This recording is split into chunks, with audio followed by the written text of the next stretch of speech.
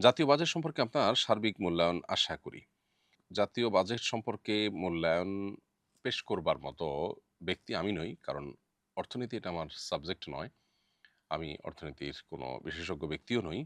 অতএব বাজেট সম্পর্কে আমি অর্থনৈতিক অ্যাঙ্গেল থেকে দৃষ্টিকোণ থেকে সমালোচনা করার মতো সুযোগ, সামর্থ্য, যোগ্যতা কোনোটি আমার নেই।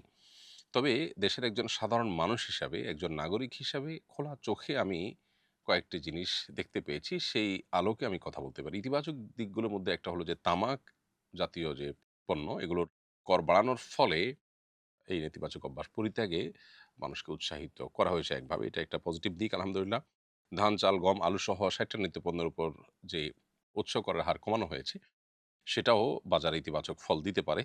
অনেক চিকিৎসা পণ্যের আমদানিতে শুল্ক কমানো হয়েছে। এটাও বেশ পজিটিভ একটা দিক বলে আমার কাছে মনে হয়েছে। নেগেটিভ দিকগুলোর ভিতরে একটা হলো যে বাজেটে ওলামা একরাম বা মাদ্রাসাগুলো বিশেষ করে কওমি মাদ্রাসাগুলোর জন্য তেমন কোনো বিষয় কিছুই উল্লেখ হয়নি আমি যতটুকু জানি।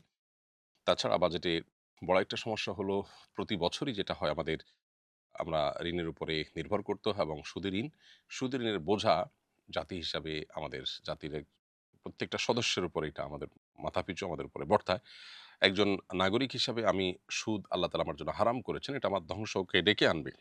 আমি ঈমানদার হিসাবে সুদের ভয়াবহতাটাকে আমি উপলব্ধি করি এবং এটা থেকে আমি ব্যক্তিগতভাবে বেঁচে থাকার জন্য সংগ্রাম করি। কিন্তু দেশের নাগরিক হওয়ার সুবাদে বা এর কারণে রাষ্ট্র বা সরকার যখন সুদী ঋণ নেয়, তখন সেক্ষেত্রে সেটা মাথাপিছু হারে আমার উপরে বর্তায়। আমার গুনাহ না হলেও আমার উপরেও যে ঋণের একটা বোঝা আসছে, এই জায়গা থেকে সরকারকে বের হয়ে আসার চেষ্টা করতে হবে। এটা বড় মাপের একটা সমস্যা এবং এইটা থেকে বের হয়ে আসার জন্য বহুবিধ প্রস্তাবনা আছে, বহুবিধ বিকল্প আছে। আমাদের খরচের খাতগুলোকে কমাবার বহু সুযোগ আছে। রাষ্ট্রীয় যে সমস্ত আপনার খরচ হয়ে থাকে, আমাদের বিভিন্ন পদস্থ ব্যক্তিবর্গ যে সমস্ত গাড়িতে চলাফেরা করে থাকেন, চাইলে সেগুলোকে আরেকটু কম দামের গাড়ি কিনে সেগুলোতে চলাফেরা করা যেতে পারে। শো অফ জাতীয়, প্রদর্শন জাতীয় বহুত বিষয় আছে যেগুলোকে নিয়ন্ত্রণ করা যেতে পারে। অপচয় কন্ট্রোল করা যেতে পারে, নির্মূল করা যেতে পারে। এগুলো যদি করা যায় তাহলে সেক্ষেত্রে অনেক ক্ষেত্রেই সুদী ঋণের উপর নির্ভরতা কমানো সম্ভব হবে। যে দেশের মানুষ সুদী ঋণের ব্যাপারটিকে ঘৃণা করে, যার ফলে তারা ইসলামী ব্যাংকিং এর প্রতি ঝাঁপিয়ে পড়েছে। সে দেশের নাগরিকদের চাওয়া যে সুদী ঋণ মুক্ত বাজেট প্রণয়ন করা, সেটা বলার অপেক্ষা রাখে না। অতএব বাজেটে সেই দিকটাকে বিশেষভাবে ফোকাসে আনা দরকার এবং মনোযোগ দেওয়া দরকার। একদিনে বা রাতারাতি সম্ভব না হলেও পরিকল্পনা করে সেখান থেকে বের হয়ে আসার চেষ্টা করা উচিত। দোয়া করি আল্লাহ তাআলা আমাদেরকে আমাদের জাতীয় জীবনে সার্বিকভাবে আল্লাহ তাআলা বারাকা দান করুন। আমাদের জাতীয় অর্থনৈতিক জীবনে বিশেষভাবে আল্লাহ তাআলা বারাকা দান করুন। আমরা যেন পরনির্ভরশীলতার এই জাতাকল থেকে বের হয়ে আসতে পারি, স্বাবলম্বী হতে পারি। আমরা যেন বিশ্বের দরবারে প্রভাবশালী একটি জাতি রাষ্ট্র হিসাবে মাথা উঁচু করে দাঁড়াতে পারি। আল্লাহ তাআলা আমাদেরকে সেরকম সুযোগ, সামর্থ্য, তৌফিক দান করুন। হিজরি নববর্ষের শুভেচ্ছা জানানোর বিধান কি? নববর্ষ কেন্দ্রিক যে আনুষ্ঠানিকতা আছে, এটি মূলত এসেছে পেগানদের থেকে, প্রকৃতি পূজারীদের কাছ থেকে। এটির পেছনে একটি বিশ্বাসগত দিক আছে।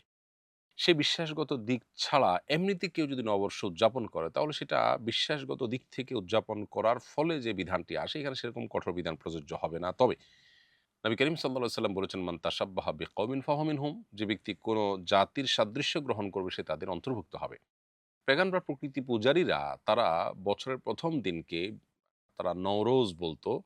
ফার্সি ভাষায় নওরোজ মানে নতুন দিন। বছরের ১ম দিনকে আনন্দ ফুর্তি করে কাটালে সারা বছর ভালো থাকা যায়। এরকম একটি বিশ্বাস তাদের মধ্যে ছিল।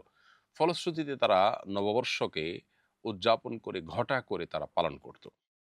এবং বিভিন্ন পূজা অর্চনা তারা এই দিনকে ঘিরে করত। পরবর্তীতে পূজা অর্চনার দিকটি বাদ হয়ে গেলেও এই দিনকে উদযাপন করার দিকটি কিন্তু রয়ে যায়। খোদ খ্রিস্টান ধর্মেও কিন্তু একসময় নববর্ষ উদযাপন করার পরে উৎসাহিত করা হতো এবং কঠোরভাবে নিষেধাজ্ঞা আরোপ করা হতো। কিন্তু পরবর্তীতে তারা নিজেরা এটাকে ধারণ করেছে আর এখন তো মুসলমানরাও এটাকে ধারণ করে ফেলেছে। এটা হলো জেনারেলি সকল নববর্ষের জন্য কমন কথা। ইসলাম আমাদেরকে জাতীয় জীবনে ২ টি উৎসব দিয়েছে, একটা ঈদুল ফিতর, একটা ঈদুল আজহা। এছাড়া উৎসবের বা আনন্দের বিভিন্ন জাতীয় জীবন উপলক্ষ তৈরি হতে পারে। এমন কিছু হয়েছে যে জাতিগতভাবে আমরা সবাই খুশি হয়েছি। এরকম কোনো বিষয় হতে পারে।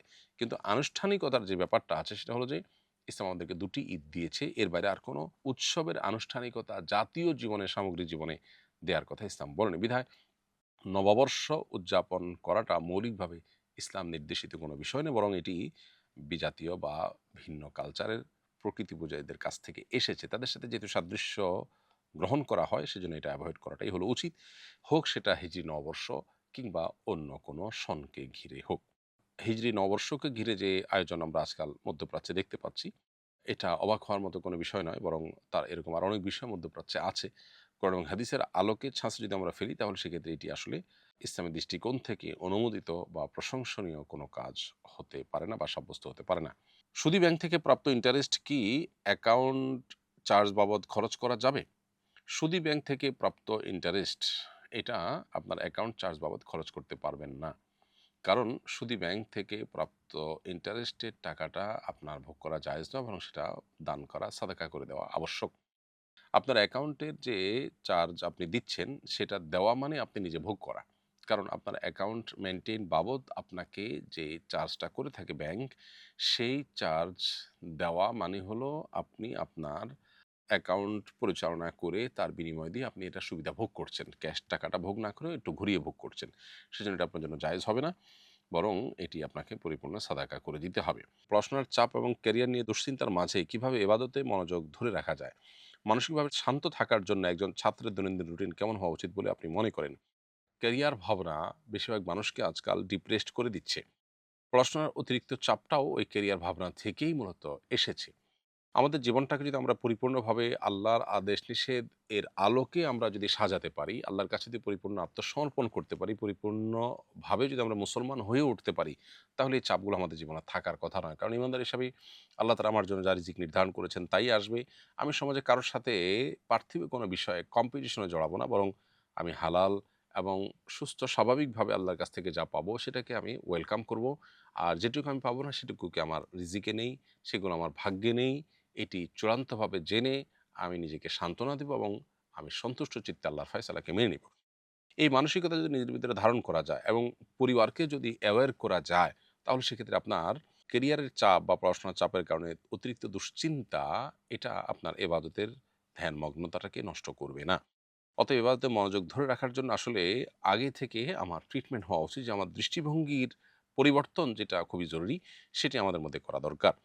ইনশাআল্লাহ এটা সবচেয়ে বেশি সাহায্য করবে। এর বাইরে একজন শিক্ষার্থী হিসাবে আপনার ৫ ওয়াক্ত নামাজের পাশাপাশি সকল হারাম গুনাহ থেকে, হারাম কাজ থেকে বেঁচে থাকা, গুনাহের কাজ থেকে বেঁচে থাকা এবং সৎসঙ্গ অবলম্বন করা, আল্লাহর প্রতি মনোনিবেশ করা, আল্লাহ স্মরণ করা, দোয়া মোনাজাতের মধ্যে বেশি সময় অতিবাহিত করার চেষ্টা করা, একটা দিনী এনভায়রনমেন্ট এবং পরিবেশের মধ্যে নিজেকে রাখার চেষ্টা করা। এই বিষয়গুলো যদি আপনি করতে পারেন, আশা করা যায় আপনার যে সমস্যার কথা আপনি বলছেন সেটা কিছুটা হলেও আল্লাহ রাব্বুল আলামিন আপনার জন্য দূর করে দিবেন, আপনার থেকে দূর করে দিবেন। আসুন্নাহ ফাউন্ডেশন, উম্মার স্বার্থে সুন্নাহর সাথে।